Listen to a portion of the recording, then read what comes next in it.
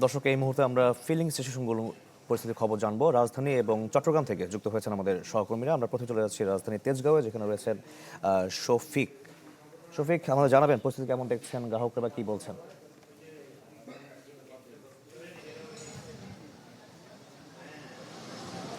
শাকিল, এই মুহূর্তে যে পাম্পটিতে আমি রয়েছি এখানে তেল সরবরাহ বন্ধ রয়েছে, অর্থাৎ গ্রাহকরা সবাই লাইনে দাঁড়িয়ে আছেন। যাদের তেল প্রয়োজন, বাইক, ব্যক্তিগত গাড়ি, প্রাইভেট কার, তারা কিন্তু ঠিক ওই পাশটাতেই অপেক্ষা করছেন তেলের জন্য। তবে এখানে আমরা পাম্প কর্তৃপক্ষ কাউকে পাইনি। কেন তেল দেয়া বন্ধ রয়েছে সেটি আমরা কিন্তু জানতে পারিনি। তবে এর আগে একটি পাম্পে আমরা ছিলাম, এই এলাকারই সাউদার্ন গ্রুপের একটি পাম্পে। সেই পাম্পে কিন্তু সকাল থেকে বন্ধ ছিল তেল দেয়া, ঠিক এরকমই। তবে দুপুর নাগাদ 12টা নাগাদ, 12টার ঠিক আগে 11:30 নাগাদ আসলে সেখানে দুটো অকটেন এবং ডিজেলের ডিপো থেকে তেল আসে, দুটো ট্রাক।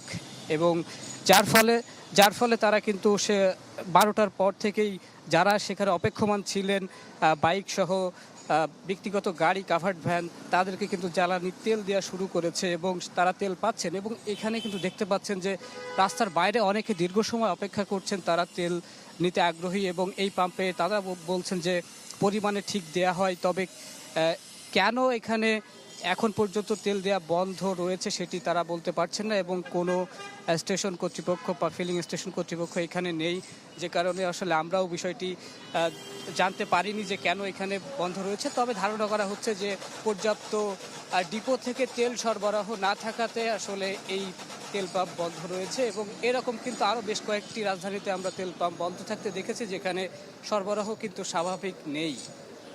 জি, মোহাম্মদ শফিক, আপনাকে ধন্যবাদ আমাদের সঙ্গে যুক্ত হওয়ার জন্য। এবার চলে যাবো রনি দত্তের কাছে, যিনি রয়েছেন চট্টগ্রামে। সেখানকার পরিস্থিতি আমরা জানবো। রনি, জানাবেন একটু আমাদের সেখানে চাপ কেমন দেখছেন?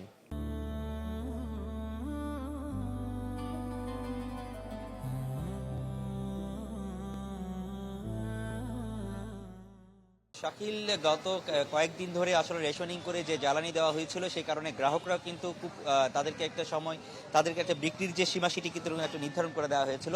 তবে আজকে থেকে যেহেতু রেশনিং যে কার্যক্রম সেটি যেহেতু উঠে গেছে, সেই কারণে এখন আজকে থেকে যে জ্বালানিটি দেওয়া হচ্ছে তাদেরকে আসলে যতটা চাহিদা তত সে একই পরিমাণ জ্বালানিতে আসলে দেওয়া হচ্ছে। এবং যেহেতু ঈদের সময় এবং প্রত্যেকেই একটা চেষ্টা করছেন যাতে জ্বালানিগুলো খুব পুরো তার যে ধারণ ক্ষমতা, সে ধারণ ক্ষমতার মধ্যেই আসলে পুরোটাই আসলে পূরণ করতে চাচ্ছেন। আমরা একটু জানতে চাইবো, আপনারা আসলে কতক্ষণ অপেক্ষা করছেন জ্বালানির জন্য? 1 ঘন্টা 10 মিনিট।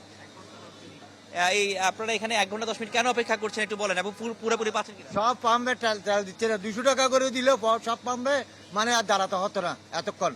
কারণ আপনি আমার সন্নিকটে রাতার বলে ওখানে 100 টাকারও তেল দেন সংকটের সময়, 100 টাকারও আপনি ওখানে দেখেন অনেকে আছে। আপনাকে একটু জানতে হবে, আপনারা আসলে ঈদের সময় আপনারা এখন কি পুরোটা আসলে এখন হচ্ছে ব্যবসা বাণিজ্য ক্লোজিংয়ের সময়, এখন ভ্রমণেরও সময়, ঈদের ছুটি। এখন তো অন্যান্য পেট্রোল পাম্পে তো তেল দিচ্ছে না, 200 টাকা দিচ্ছে প্রায় 1.5 ঘন্টা। এখন আমরা 1 ঘন্টা ধরে লাইন ধরে তেল নিচ্ছি, আলহামদুলিল্লাহ নিতে পারতেছি। ধন্যবাদ আপনাকে।